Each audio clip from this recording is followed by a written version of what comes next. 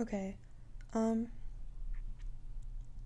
Try to ignore this. I don't like holding this because I feel like I'm like saying something hella important and I'm not. I'm literally not saying anything important at all. I feel like a goddamn news anchor or something. Okay.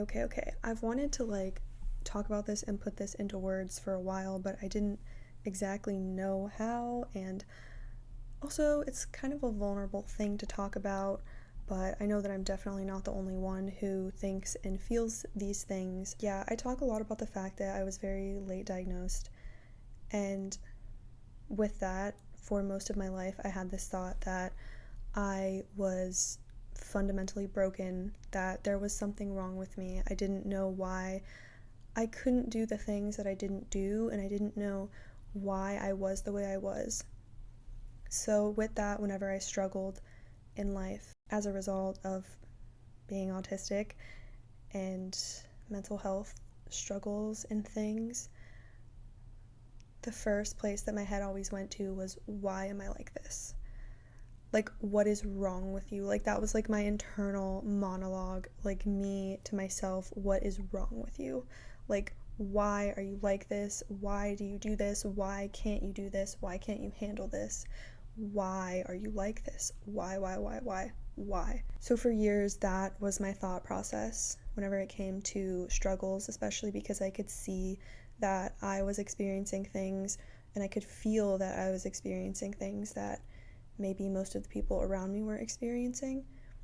So the easiest thing to do in that situation is to blame yourself and to think that there is something wrong with you and that it's your fault.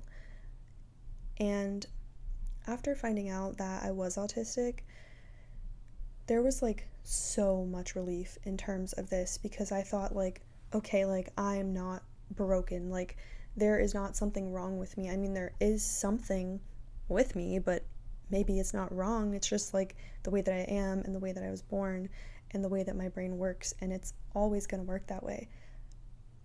Even if some days like I wish it wouldn't, you know. I've seen like so many autistic people online especially debate the question of like, if you could not be autistic, like would you? And it's such a hard like question, like it makes me emotional, but first of all, I think it's like a shitty thing to ask someone. I think you should never ask someone that question. Like don't do that. It's not a good question to ask someone. I think it's like wrong actually.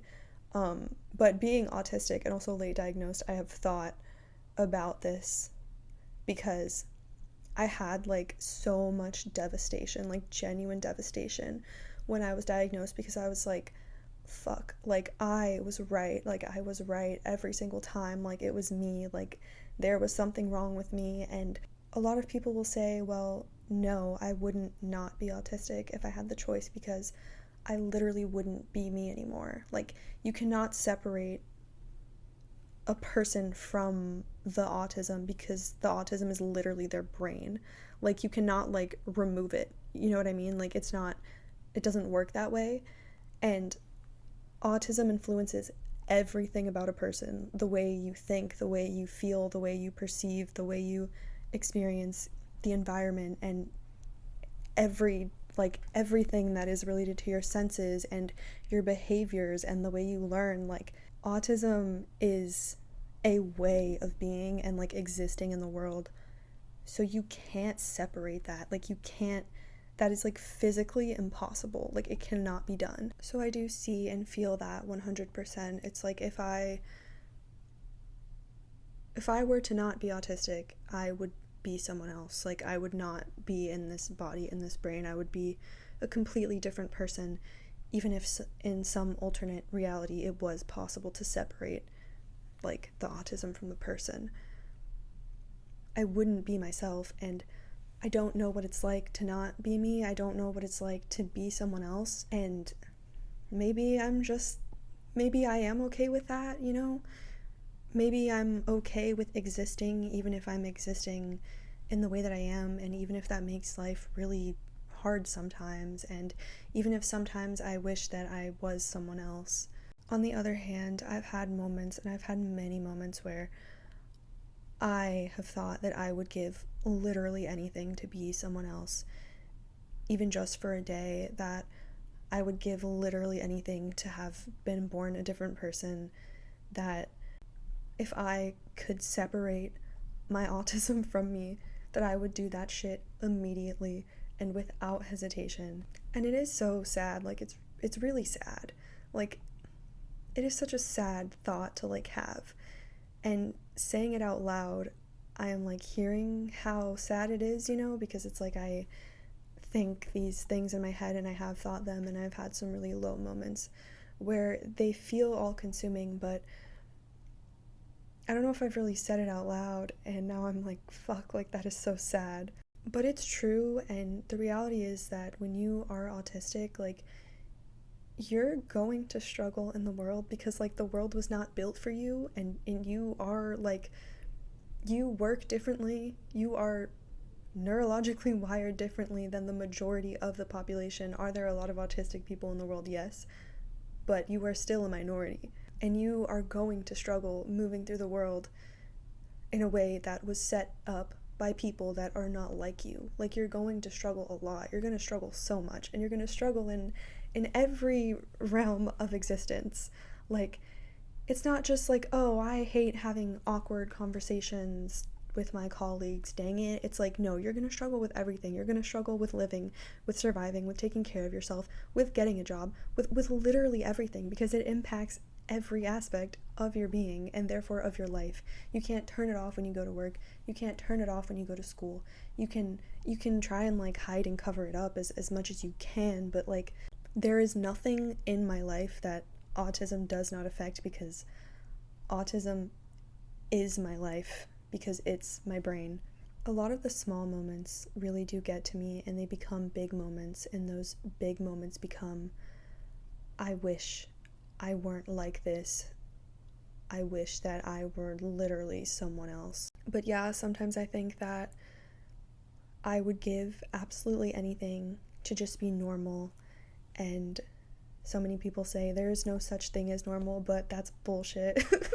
Like, I'm sorry, like that's bullshit. Like I understand where it's coming from, like I get the sentiment. People take for granted like the things that they have because they don't realize what it's like not to have it. Like if you're normal, if you're neurotypical, right, like it's easy to say like, oh, there's no such thing as normal, because you aren't like living the effects of what it's like to not be normal.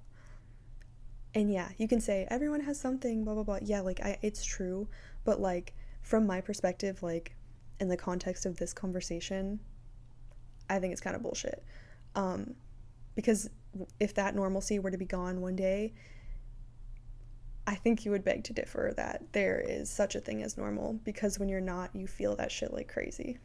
Even still today, I have these thoughts where I just think about the fact that I would give anything to be normal or to not be autistic, because it would make my life so much easier, and it wouldn't be my life anymore. Maybe like I would be someone else. So I guess what I'm really saying is that like I don't want to exist. I don't know. I get those feelings. I've had them since I was born, where I was just like, oh fuck, like I'm not made for the world. Like the world wasn't made for me, and I didn't even know why, but I knew that it was true.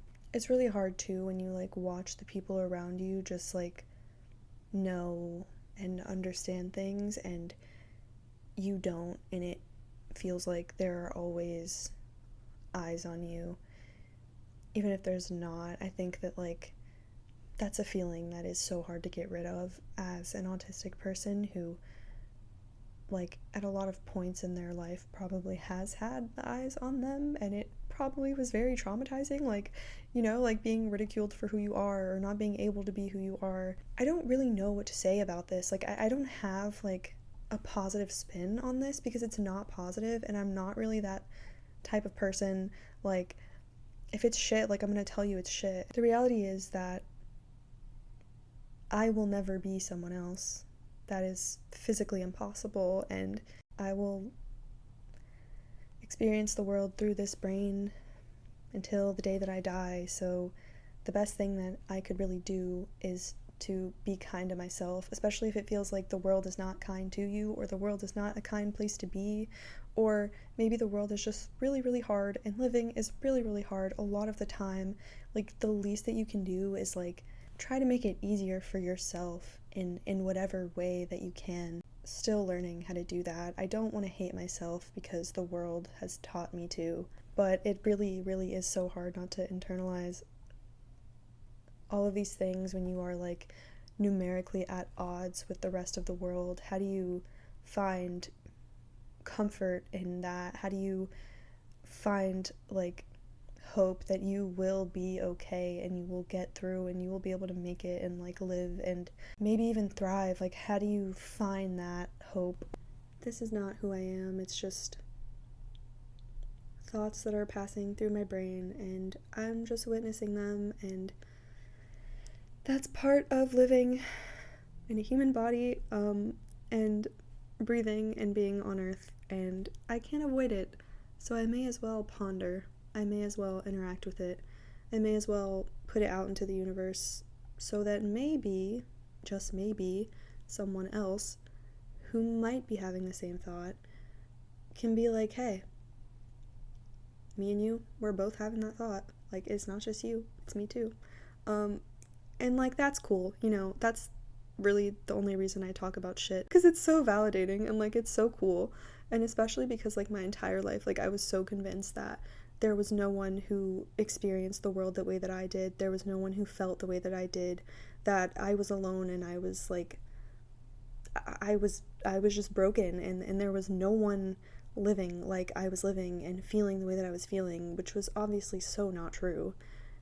But I grew up feeling that way, so I don't know. I just have the desire to make other people feel understood, because I know what it's like to feel misunderstood and alone, and it's really, really such a hard way to live and move through the world. So I don't know. I'm here speaking. Maybe that's worth something. Maybe not. Who knows?